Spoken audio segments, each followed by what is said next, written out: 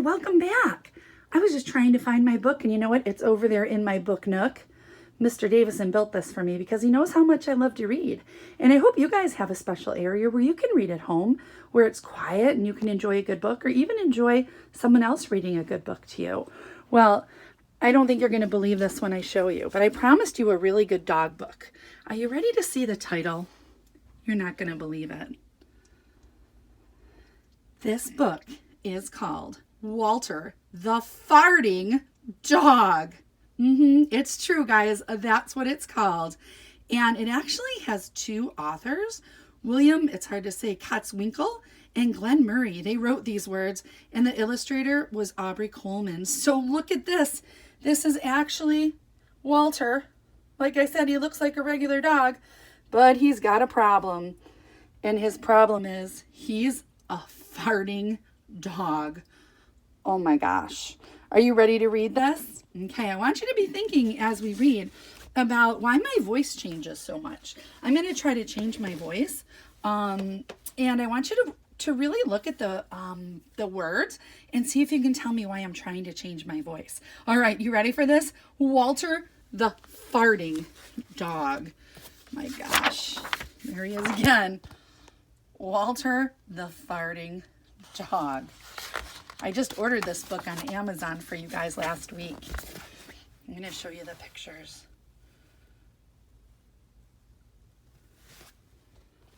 While I read. Betty and Billy brought Walter home from the dog pound. Nobody wanted him, said Billy. But we love him, said Betty. Well, he smells awful, said their mother. I think you'd better give him a bath. Look at those words. Think about what these are called that go around things that are being said. Think about that. What are those called? Uh-oh. Look at that. It looks like he's still having a problem. Mother walked in and said, he still smells awful. And that's when they got their first clue. Walter, I'm sorry, guys. I'm going to start again with this page. And that's when they got their first clue. The telltale bubbles in the water. He's probably just a little nervous, said Mother. His stomach must be upset. But Walter's stomach wasn't upset. Walter's stomach was fine. He felt perfectly normal. He just farted a lot. My gosh. Oh boy. Let me show you the pictures. He did it when he bathed. He did it when he played with Betty and Billy. He did it when he walked around the house. He did it in the dining room. He did it in the kitchen, and he did it in his sleep.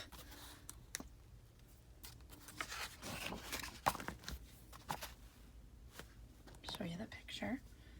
That dog farts morning, noon, and night, said Father. He can't help it, Daddy, said Betty and Billy. They didn't mind Walter's farts.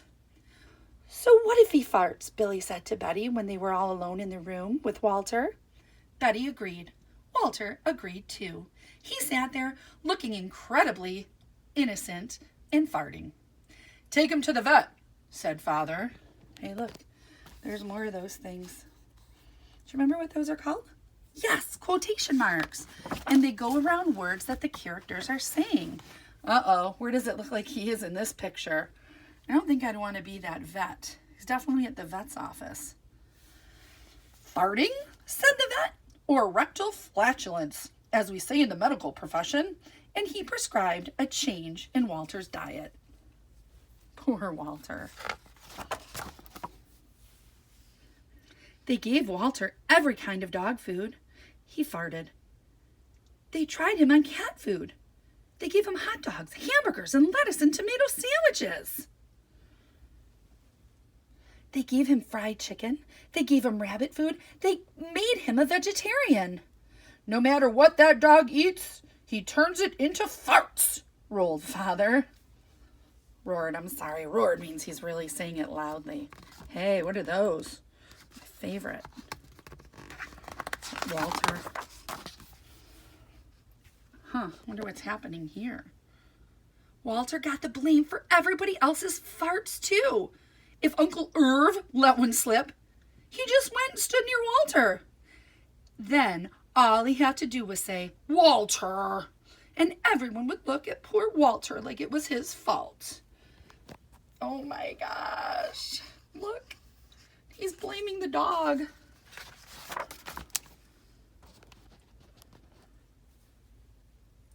"He has to go back to the pound," roared Father. "No, Daddy, please," begged Betty and Billy. "Don't send Walter away." "He goes tomorrow," said Father. They pleaded. Walter farted. It was all over. That night, Betty and Billy cried in their beds, and Walter looked at them very unhappily. "Oh, Walter," said Betty, "you've got to stop farting." "Because Father is going to send you back to the pound tomorrow," said Billy. "Please, Walter, stop farting." You think you can help it?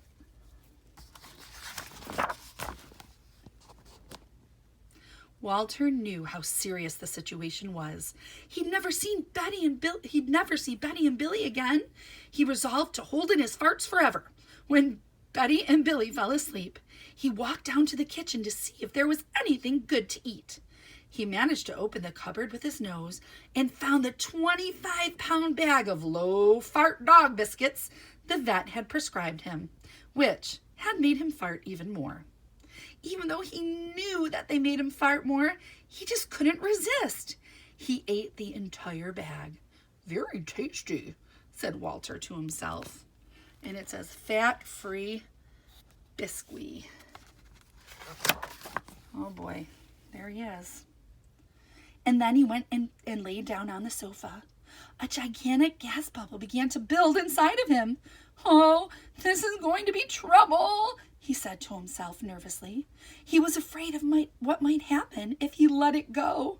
He thought maybe the house would explode, so he kept it in. It wasn't easy. Nope, in fact, it was torture.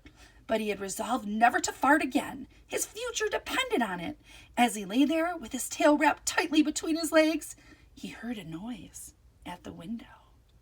I wonder what the noise at the window could be in the middle of the night.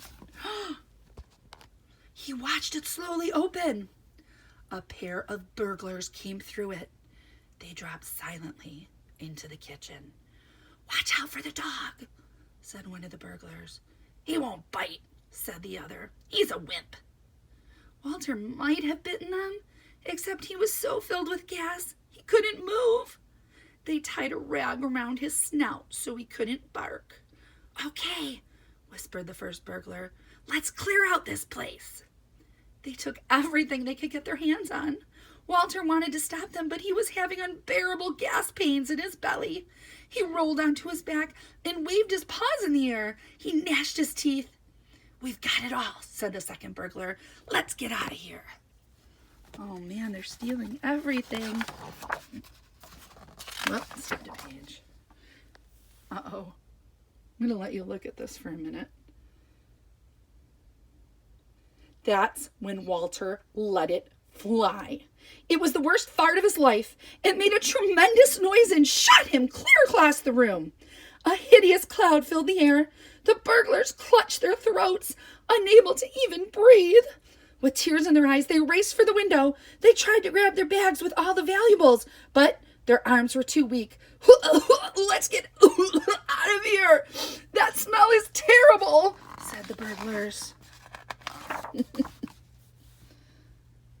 They jumped out of the window and ran up the block, choking and gasping for air.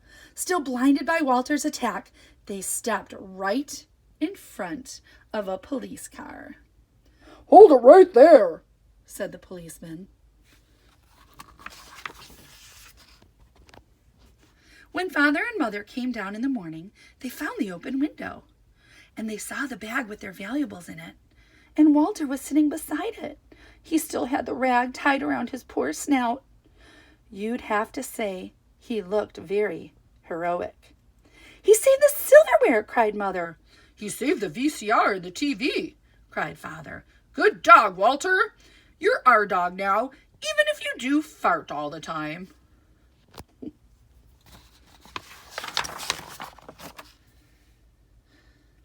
And so the family learned to live with Walter, the hero dog. And that's the end of our tale. Look at, they've got something hooked up to him for when he's having his farting problems. And it says Walter's Wonderland, 100% natural gas powered. Oh boy, you might want to ask your parents what that means. So, did you like that book? I hope you did. I ordered it just for you and it came in today and I couldn't wait to read it. Walter the Farting Dog. So we all have dogs and they're all different, but Walter is just a very special kind of different, isn't he? And I'm so glad you guys were listening and were you able to pick out the different voices that I did? Yeah?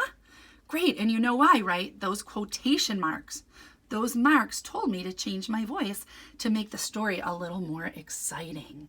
All right. Well, I miss you. I hope you liked Walter the Farting Dog. It's a great story. And I miss you guys. And I love you. Sending hugs and kisses your way. Mwah.